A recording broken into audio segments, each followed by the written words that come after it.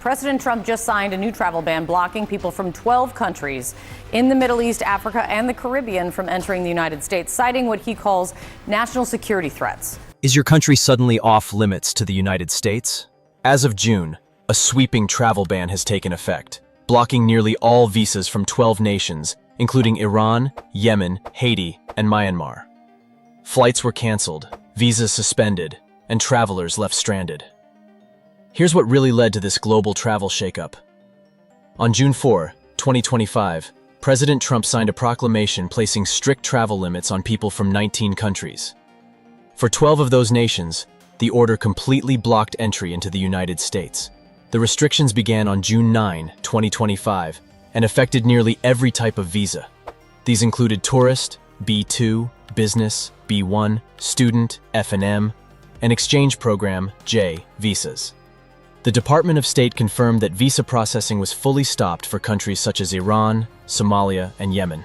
The White House said the ban was based on national security concerns. It pointed out that many of the listed countries did not have strong identity systems or shared enough information with the United States. This made it harder for officials to check the backgrounds of people applying for visas. The Department of Homeland Security said these countries also did not take back their citizens after deportation orders were given. Another reason for the ban was the high number of people from these countries who stayed in the United States after their visas expired. Officials said this added pressure on immigration systems and public safety. The proclamation used Section 212F of the Immigration and Nationality Act, which gives the president power to block people if they are seen as a risk. Dual citizens were only affected if they used a passport from a banned country. Those using other passports were not included. The State Department explained that visas issued before June 9 would remain valid, but new ones would not be given. The sudden rollout caused problems at airports worldwide. Many travelers were unsure of the rules, and airline staff struggled to keep up. Some groups, like permanent residents and diplomats, were allowed to travel under limited exceptions. Still, the ban had a wide and immediate impact. The banned list. The United States placed a travel ban on 12 countries because of concerns about national security and immigration problems.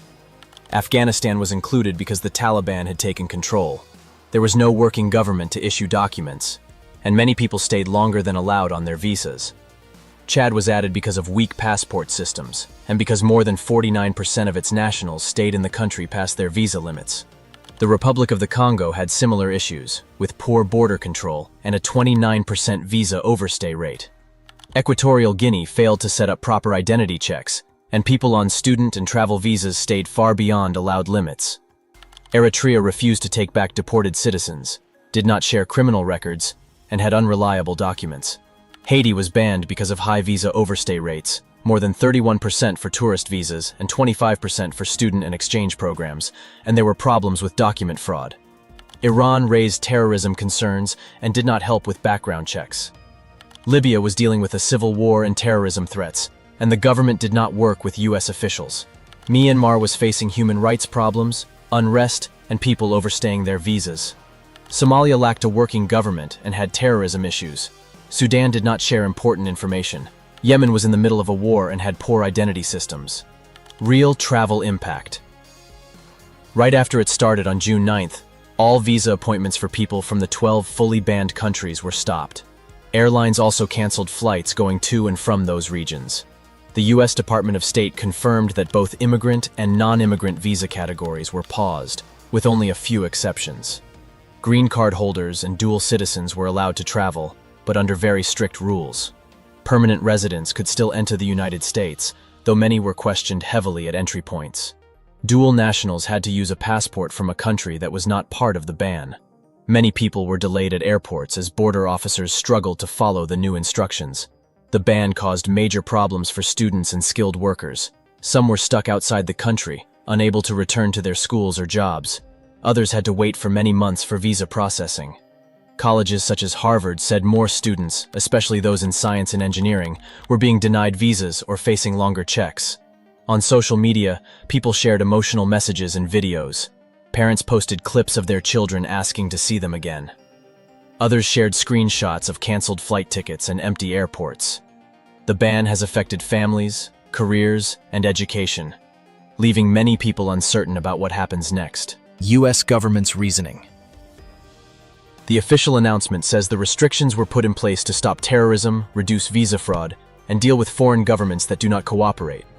It uses Section 212F of the Immigration and Nationality Act, which gives the president the power to block entry for people who may harm the interests of the United States.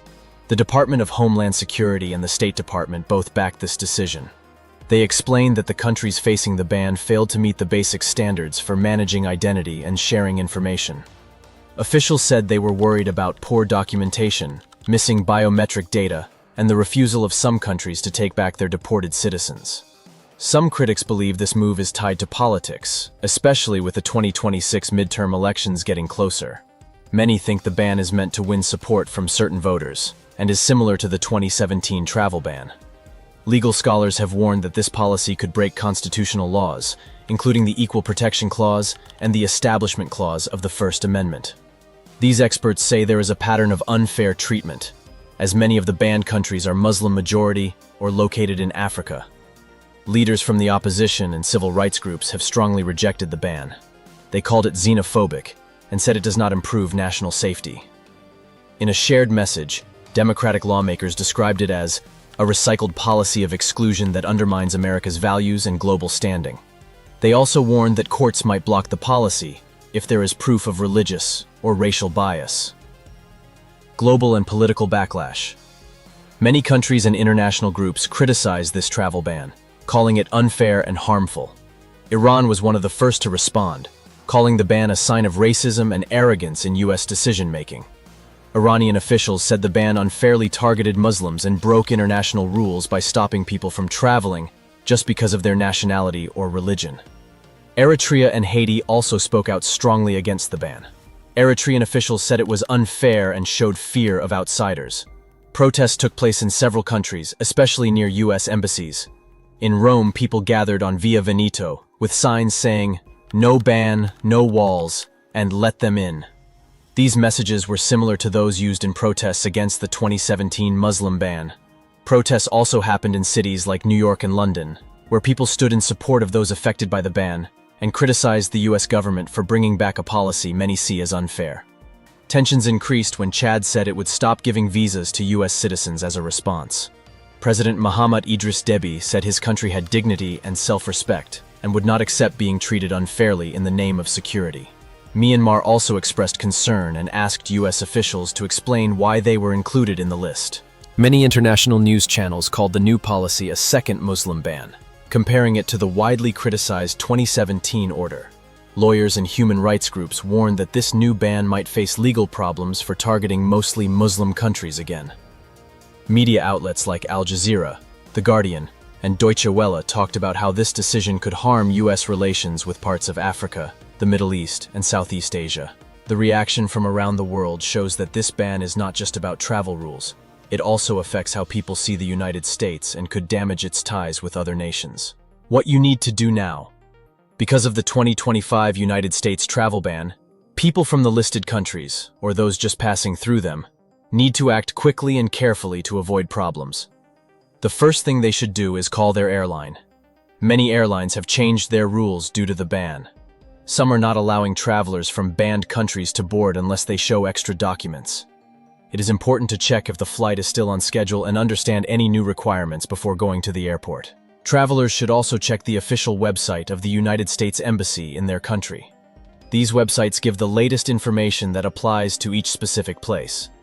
For example, the United States Embassy in Chad has shared updates for dual citizens and those waiting for visas. In Myanmar, the embassy has set up a hotline for urgent travel questions. These resources can help people figure out what steps to take next. Knowing what rights a traveler has is also important. Green card holders, also known as lawful permanent residents, are not affected by the travel ban and can still enter the United States. Dual citizens who hold a passport from a country that is not banned can usually enter, as long as they travel using that passport. Even so, they may go through extra checks at the airport. It is a good idea to carry documents that explain their legal status and travel plans. For people who are not allowed to enter under the current ban, there may still be a chance to apply for a waiver or a different visa. The United States Department of State has made a list of who can apply. This includes people with close family in the United States, those with medical needs, or people involved in public interest work. It is better to apply early, since many others are doing the same and delays are expected. Travelers should also download the official checklist from the travel site and keep checking the U.S. State Department's website for updates. This can guide them through the process and lower the chance of problems during travel. Could your country be next on the list? These sudden bans are shaking up travel plans worldwide. Stay alert, stay informed. What are your thoughts on this move? Don't forget to like, share, and subscribe for more updates.